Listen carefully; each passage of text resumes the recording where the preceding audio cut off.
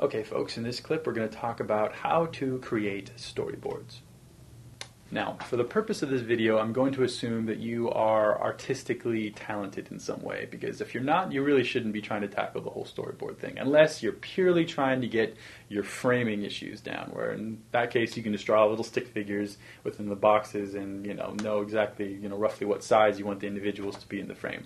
Storyboarding is roughly about translating what the director wants to see into the early conceptual designs before anything has ever been shot.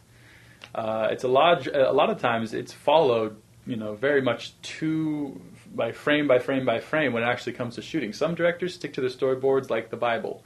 Others toss them out as soon as they arrive on the set. To create good storyboards, basically what you need to understand first of all is the way a sequence is going to piece together. You're going to want to start largely with your establishing shot, the first thing that the audience is going to see in the frame, whether it be close-up of an individual or a sweeping landscape just to establish where we are. Then you're going to want to immediately follow up with the second shot of the frame, which is essentially when the action starts.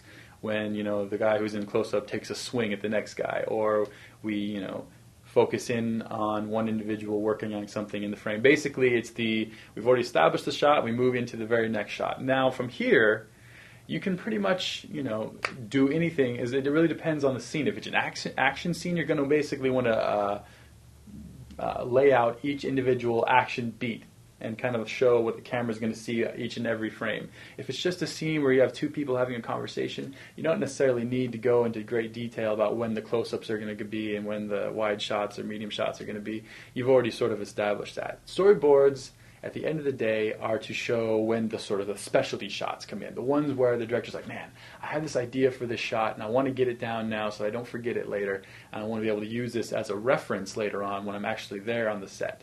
So being a storyboard artist is all about laying down those shots that you're going to want to get later on. And to do that, you have to understand how to frame things. You have to understand how sequences piece together.